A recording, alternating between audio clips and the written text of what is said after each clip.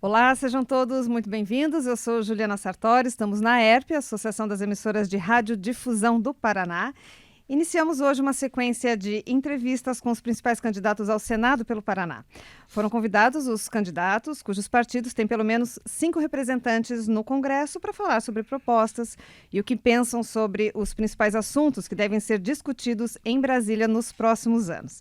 E quem inicia então a nossa série de entrevistas é o senador Álvaro Dias, confirmado candidato do Podemos ao Senado, e o político tenta ser reeleito para o 5º mandato como senador. Álvaro Dias nasceu na cidade de Quatá, em São Paulo, fez carreira política no Paraná, também já foi vereador, deputado estadual, deputado federal e também governador do Paraná. Tem hoje 77 anos, é licenciado em História pela Faculdade de Filosofia, Ciências e Letras da Universidade Estadual de Londrina, a UEL. Senador, muito bem-vindo à Rede ERP de Notícias. Oi, um prazer estar aqui na ERP, né? Rede ERP. Muito obrigado, Juliana. Vamos conversar, sim, sobre os nossos sonhos, as nossas esperanças, por que nós estamos aqui, qual a razão de aceitarmos essa convocação e continuarmos na luta por avanços nesse país, num momento crucial para o futuro do Brasil, que continua sendo uma nação ainda à espera de reformas importantes para melhorar a qualidade de vida das pessoas. Certo, o senador chegou a ser cotado, inclusive, para disputar novamente a presidência da República ou também o governo do Estado, porém resolveu defender essa possibilidade de ficar mais alguns anos aí no Senado. Por que tentar esse 5º mandato, senador? Olha, realmente houve um apelo do partido nacionalmente, em convenção em São Paulo. Todos os estados, por unanimidade, me comoveram com esse convite e apelo para disputar a presidência da República, mas nós entendemos que o Brasil já decidiu pela polarização. Qualquer candidatura que surgisse aí no caminho do meio seria atropelada, no meu entendimento. Então nós temos os olhos voltados para um lado com Lula, para o outro lado com Bolsonaro. Eu devo respeitar o cidadão brasileiro e do Paraná na escolha que fizer. E qualquer que seja o presidente da República, aí vem a razão de eu ter optado pelo Senado. Qualquer que seja o presidente eleito, eu estarei no Senado para defender os interesses da população, para defender as principais reformas, para defender um projeto estratégico de desenvolvimento econômico e social para o nosso país, para escaparmos desta armadilha da pobreza que nos sufoca porque estamos atrasados. O atraso é de décadas, de 30, de 40, de 50 anos, e nós não podemos nos conformar com esta perversa realidade. Eu creio que, pela experiência que adquiri nos mandatos que exerci, eu devo isso ao Paraná. E é por amor ao Paraná que nós estamos nessa empreitada, para, aproveitando-me desta experiência, contribuir de forma eficaz para que as reformas ocorram e possamos, então, com elas, mudar a realidade vigente e melhorar a vida das pessoas. Esse é o nosso sonho. Cuidar bem das pessoas significa legislar bem, propor medidas que possam realmente contribuir para que os governos realizem programas que atendam à necessidade da nossa população em setores vitais, segurança, saúde, enfim, educação especialmente, investindo vigorosamente em educação, sobretudo, para elevarmos os nossos índices de produtividade e escaparmos desta armadilha da pobreza que nos sufoca. Certo, senador, o senhor falou das principais reformas que devem vir pela frente aí no Congresso. Quais são elas e como que o senhor pretende atuar? Bem, eu creio que poucos falam de uma reforma política, mas imagino ser a mãe de todas as reformas, a matriz das demais reformas. Porque esse sistema político que temos é depredador da democracia. Nós temos que promover alterações que evitem o predomínio do dinheiro sobre a proposta, sobre o dinheiro sobre a ideia, o dinheiro acima do ideal. Então, veja, nós temos um fundão eleitoral milionário, né? Um fundão eleitoral extravagante. um fundão eleitoral imoral. Porque quando você olha e vê a dificuldade das pessoas, 33 milhões passando fome, é o que as estatísticas oficiais apontam. 60 milhões, mais de 60 milhões, sobrevivendo com metade do salário mínimo. Aí você vê autoridades recebendo auxílio moradia. Eu, por exemplo, receberia, se não abrisse mão, R$ 5.500 por mês de auxílio moradia, porque eu não moro num apartamento funcional. Então, o apartamento funcional já é um exagero para o parlamentar, e se você não quer o apartamento funcional, você tem direito ao auxílio moradia de R$ 5.500. Eu não recebo, eu não quero receber, porque eu me sentiria mal, sabe? Eu me sentiria constrangido diante da pobreza de alguns, o cidadão sobrevivendo com metade do salário mínimo, o outro desempregado, e eu recebendo R$ 5.500 para morar, apenas para morar. Então tem magistrado que recebe, tem gente do executivo, do legislativo, não é só político. Então as autoridades, diante desse quadro de injustiças, eu falo em mudança do sistema, que começa por uma reforma política. Agora, quando eu vejo na campanha candidatos combatendo privilégios e depois eu vejo que eles não abrem mão dos seus privilégios, eu vejo isso tudo como um desrespeito, é um assinte, é um escárnio, é uma agressão, é uma bufetada no rosto do povo brasileiro. São os amestradores, são os animadores de auditório, que aparecem na campanha eleitoral, prometem tudo, depois descumprem. Sim. Não cumprem absolutamente nada. Então é um escárnio contra a população. Só tem autoridade de combater privilégios quem abriu mão dos seus.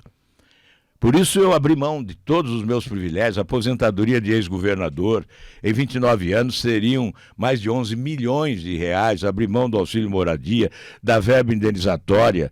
Venho economizando durante todos esses anos quase R$ 1 milhão por ano. Por isso eu estou aqui para dizer, vou continuar combatendo os privilégios, vou continuar defendendo uma reforma política de verdade, que limite, que reduza, já que é impossível acabar com a corrupção, que reduza os índices de corrupção a partir do processo eleitoral, porque a corrupção no processo eleitoral significa depois corrupção no exercício do mandato. Uma coisa está ligada à outra, e nós precisamos acabar com isso com uma reforma política. Aí depois tem a reforma tributária, tem a reforma administrativa, né? Tá falando, né? Deixa você perguntar. Certo, senão... o senhor está falando de uma reforma, uma necessidade primeira de uma reforma moral política. Exato. Mas a gente tem pautas práticas também. Exatamente. Que vem pela frente, né? Exatamente. Qual seria o principal desafio no Senado agora? Eu acho que tem que começar pela reforma administrativa, porque diz respeito à eliminação de privilégios. Nós temos, infelizmente, castas, né?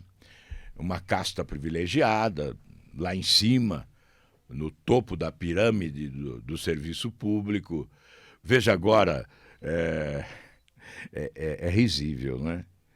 Vocês viram, está no noticiário. Os ministros do Supremo Tribunal Federal querem um aumento para receber um salário de R$46 mil por mês. Portanto, existem castas de privilegiados. A reforma administrativa tem que eliminar esses privilégios. Não se deve falar em reforma administrativa sem alcançar, sem atingir os privilégios de autoridades no país. Então, eu estou colocando esta reforma como prioridade, logo, concomitantemente à reforma política, porque alguns acham que tem que fazer uma para depois fazer outra. Eu acho que é possível fazer simultaneamente reformas. Afinal, somos 513 deputados, somos 81 senadores. Temos especialistas em várias atividades. Nós podemos começar algumas reformas pelo Senado e outras pela Câmara.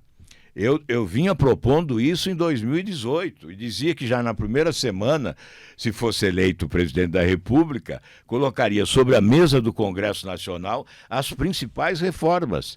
A reforma política, E olha, é bom dizer isso para a população, esclarecer isso. Alguém diz, por que o Congresso não faz?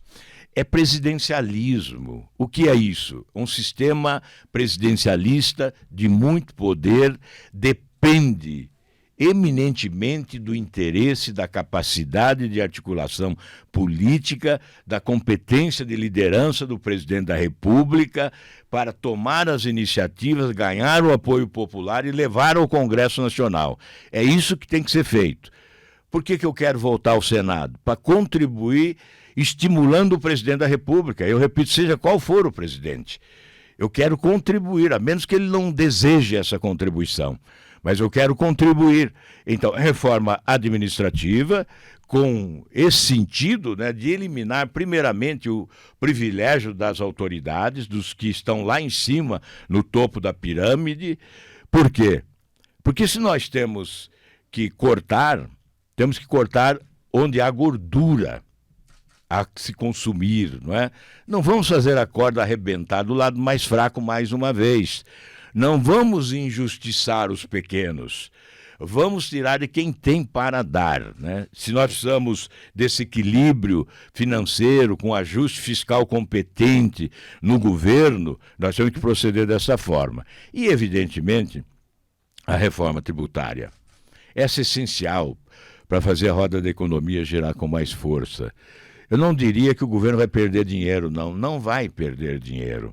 Mas nós temos condições de simplificar, modernizar e distribuir melhor a carga, o ônus do tributo e depois o usufruto desse tributo entre os entes federativos.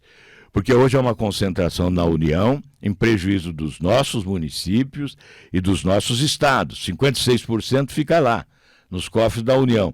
O restante é distribuído outra vez entre União, aí sim entram estados e municípios, mas é a parcela menor desse bolo da receita. Então, reforma tributária implica também não apenas em arrecadar, implica também em distribuir bem, distribuir melhor, com mais eficácia. Isso significa promover justiça na distribuição dos recursos entre os entes federados. Para isso é preciso de uma reforma do sistema federativo que está esgarçado. Então, a reforma do sistema federativo vem simultaneamente à reforma tributária. Veja como há uma tarefa incrível. Isso é para gente experiente. O Senado é casa da maturidade política, por lá passam presidentes, ex-presidentes da República, ex-ministros de Estado, ex-governadores de Estado. Não é um lugar para aprender. Nós temos que levar para o Senado a experiência de quem teve comportamento de dignidade e decência e dizer sempre que a integridade não se aposenta. Entendi. Senador, como é que prevê essa campanha? Quais serão as principais dificuldades? Bem, primeiro uma campanha curtíssima, né? Sim. Nós estamos aí há 1 mês e meio da eleição e basicamente não começamos a campanha, estamos começando agora. Depois um tempo limitado de televisão. De outro lado, as redes sociais pulverizadas, né? Uma loucura, um verdadeiro manicômio. Então é muito difícil a campanha.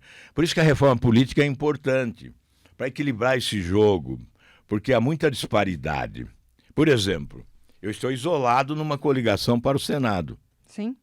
Eu estou isolado, sem candidato a presidente, sem candidato ao governo, me dando aquele apoio integral, não é? Então eu dependo diretamente do eleitor. Qual o nosso objetivo na campanha? Essa comunicação direta com o eleitor.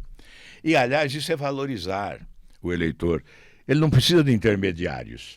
Ele conhece os seus problemas, ele conhece o seu sofrimento ou a sua alegria. Ele sabe quais são as suas esperanças, os seus sonhos e certamente saberá identificar alguém que possa corresponder às suas expectativas sem nenhum intermediário.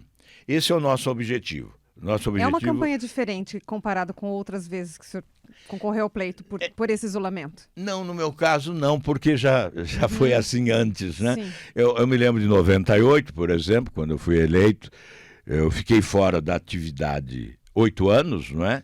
e depois, porque eu terminei o governo, fiquei até o último dia do governo, eu não disputei a eleição, não saí do governo para disputar a eleição, cumpri o meu dever de governador até o último segundo do mandato, só entreguei a faixa quando terminou o tempo mesmo, não é? Fiquei 8 anos e disputei o Senado, e disputei sozinho também, sem candidato a governador, liberando os que votavam em mim, e fiz 65% dos votos.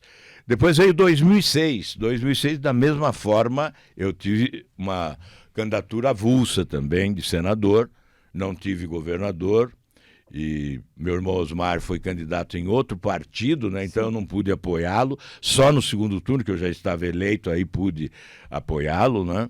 Exatamente porque a legislação não me permitia apoiar no primeiro turno, e eu disputei, portanto, isoladamente a eleição e venci. Então, desta feita, repete-se esses episódios anteriores, mas sempre confiando no povo do Paraná, é um povo inteligente, generoso, eu sei que vai reconhecer o trabalho que nós realizamos, e essa postura de coragem no combate à corrupção, sempre exposto, não é? Exposto aos olhos dos inimigos, e, evidentemente, com a ficha limpíssima, né? Depois de tantos anos, de tantos mandatos, uma ficha limpíssima e incontestável. Por isso, eu acredito que o povo do Paraná vai me dar mais esta eleição para que eu possa continuar contribuindo lá no Senado Federal. Senador, de acordo com as últimas pesquisas, o senhor e o ex-juiz Sérgio Moro são os mais cotados aí, né, na disputa pela cadeira no Senado. Apesar dele já ter contado com seu apoio, né, inúmeras vezes, vocês terem afinidades, hoje ele seria o seu maior desafio aí frente ao eleitorado? Olha, eu não distingo os meus concorrentes, eu os coloco no mesmo patamar, todos eles, não há distinção entre um e outro. Respeito a todos, não subestimo ninguém. Assim será a minha campanha. Eu vou tentar pavimentar a estrada da vitória sem desconstruir os adversários. Não esperem de mim ataques aos adversários, esperem de mim ataques virulentos aos problemas existentes que promovem injustiça social, que colocam em risco a democracia, a liberdade. Isso sim, ataques no que diz respeito às ameaças, o que é direito da população, mas sem agredir pessoas e sem agredir especialmente os meus concorrentes, que terão da minha parte todo o respeito. Certo. Mas, claro, a gente sabe que ele acaba sendo, né, o seu principal adversário nesse momento, apesar de vocês serem, né, aliados, terem uma história de aliança, e tem que convencer o eleitorado da sua experiência. Essa é a estratégia. Não, eu não considero esse ou aquele o principal adversário. Certo. Eu coloco todos no mesmo patamar, por isso eu os respeito a todos. Eu repito, não distingo um dos outros. No meu entendimento, todos devem merecer o mesmo respeito da minha parte. Então é dessa forma que eu coloco.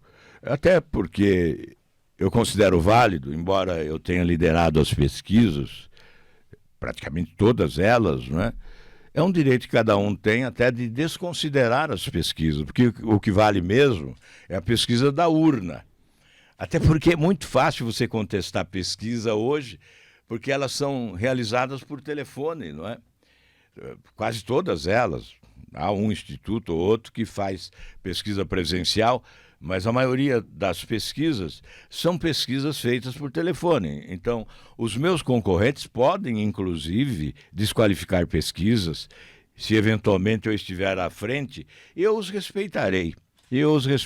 Porque realmente a pesquisa que vale é no dia 2 de outubro, quando o povo comparecer às urnas para votar. Agora, você falou uma palavra importante, no meu entendimento, experiência. Realmente é fundamental. Realmente é fundamental, porque nós temos problemas gravíssimos no país. A crise econômica e social se aprofundou, já vinha grave, e depois com a pandemia aprofundou-se a crise social, especialmente. A crise ética nem se fala, vem de longe.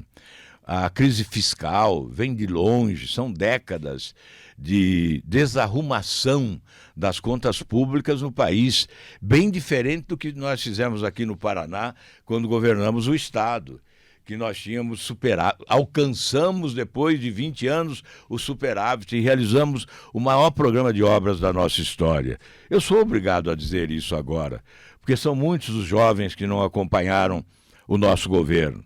Mas então, a experiência agora é fundamental. Eu comparo sempre o seguinte: uma empresa contrata lá um estagiário, aí vê que ele tem qualidade e diz, vou investir nesse estagiário.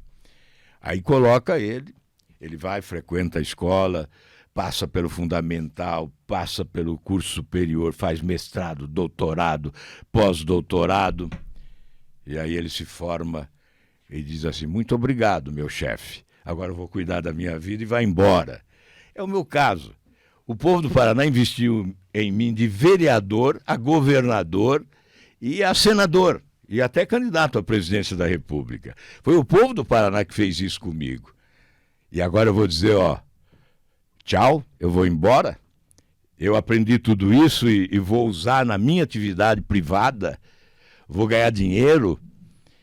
Não, eu tenho consciência da responsabilidade pública que eu assumi a fazer essa opção pela política.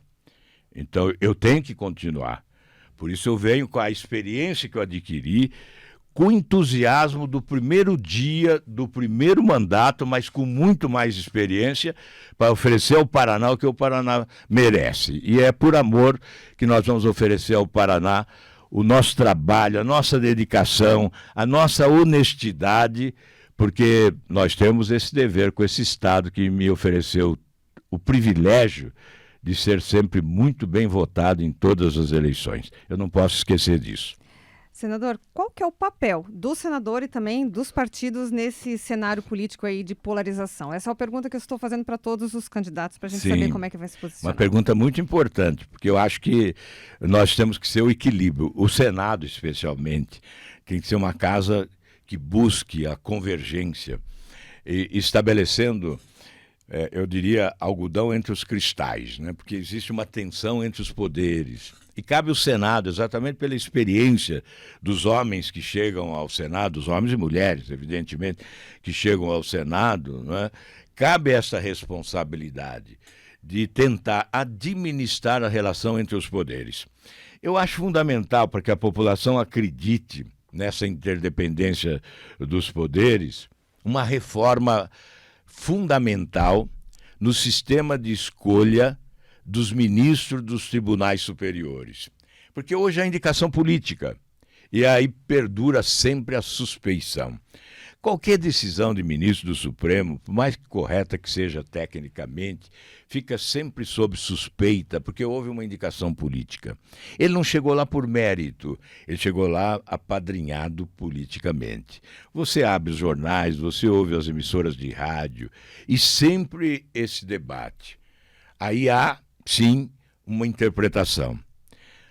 O Senado não pune ministro do Supremo e o ministro do Supremo não pune senador. Há um conluio. Aí as pessoas imaginam esse conluio. Por quê? Porque só o Senado pode decretar impeachment de ministro do Supremo. E só o ministro do Supremo julga senador. Então, realmente, a população tem razão quando imagina existir um conluio. O que fazer? Substituir esse sistema. Ao invés de indicação política, de apadrinhamento político, mérito, meritocracia. De que forma? Eleição. O Ministério Público elege um, a magistratura elege outro, o OAB, os advogados, elegem outro. 3 eleitos, o presidente da República escolhe um deles e submete ao Senado. Acaba o conluio. O ministro chega pelos seus méritos e não pela indicação política. Ele foi eleito pelos seus pares, porque tem merecimento. Acaba essa suspeita de que a decisão dele é retribuição à indicação política. E, de outro lado, acabar com o foro privilegiado. Está lá o meu projeto de 2013, aprovado no Senado em 2017. Está na Câmara aguardando apenas uma sessão da Câmara dos Deputados, com votação em 2 turnos. Acaba o foro privilegiado, acaba o conluio, portanto, acaba essa suspeita de proteção recíproca. Vocês me protegem, que eu protejo vocês. Isso acaba. Se acabarmos com o foro privilegiado, são mais de 55 mil autoridades privilegiadas. O foro privilegiado, para explicar para os nossos ouvintes, estabelece uma diferença entre os cidadãos. Quem é autoridade, ou é deputado, senador, ou é ministro, ou é do judiciário, ou é do executivo, ele só é julgado pelo Supremo. Não vai para um juiz de primeira instância. Isso é um privilégio, porque no Supremo julgaram e condenaram apenas um durante a Operação Lava Jato. Apenas um deputado foi condenado pelo Supremo. Enquanto que na primeira instância e segunda instância, 185 foram condenados. Veja a diferença de quem tem o foro privilegiado e de quem não tem o foro privilegiado. Isso não é justiça. Então, essa reforma é fundamental. Nós queremos, sim, o Senado tem essa responsabilidade. Eu disse antes, algodão entre os cristais, ou seja, aparar as arestas, pacificar, estabelecer o entendimento entre os poderes, mas precisamos dar esse salto civilizatório, acabando com o foro privilegiado. Só o Brasil tem essa barbaridade, abraçado ao atraso. Se nós aprovarmos o foro privilegiado e prisão em segunda instância, tenho também projeto há anos. 2018, emenda número 13 à Constituição. Aliás, restabelece a prisão em segunda instância. Esse é da minha autoria. Tem outros, de outros parlamentares, não é? Mas se nós aprovarmos o fim do foro e prisão em segunda instância restabelecermos, aí sim, nós damos um salto civilizatório, passaremos a ter um sistema judicial que se equiparará aos países mais avançados do mundo, e é isso que o nosso povo merece. Segurança jurídica até para atrair investimentos no nosso país. Um país sem vergonha, um país de sistema judicial reprovado, condenado, um sistema judicial sem credibilidade, impede a atração de investimentos. Nós precisamos mostrar nossa cara para o mundo, mas uma cara limpa. O dia em que o Brasil mostrar que está trabalhando contra a corrupção, mas para valer, não com essa encenação toda, quando trabalha contra a corrupção para valer, o mundo vai nos olhar com outros olhos e o mundo vai investir no Brasil, porque o Brasil é um país privilegiado, com riquezas econômicas incríveis, com belezas naturais que fascinam a humanidade. Nós é que precisamos aprender a nos governar para que o mundo nos respeite mais. Certo, senador. Agradeço imensamente a sua participação, uma boa campanha. Boa sorte no pleito. Obrigado, viu? Foi uma alegria. Eu que vim do rádio, né, tenho que valorizar esses microfones. Venho de longe e venho do rádio, por isso tenho que valorizar esses microfones para dizer para a população do Paraná, podem continuar confiando nesse pé vermelho, porque nós vamos, se Deus quiser, voltar ao Senado para honrar o voto de cada um dos paranaenses. Muito obrigado. Tá ótimo, muito obrigada. Obrigada a todos pela sintonia, pela audiência. A gente se encontra, então, na próxima conversa com os candidatos ao Senado do Paraná. Até mais.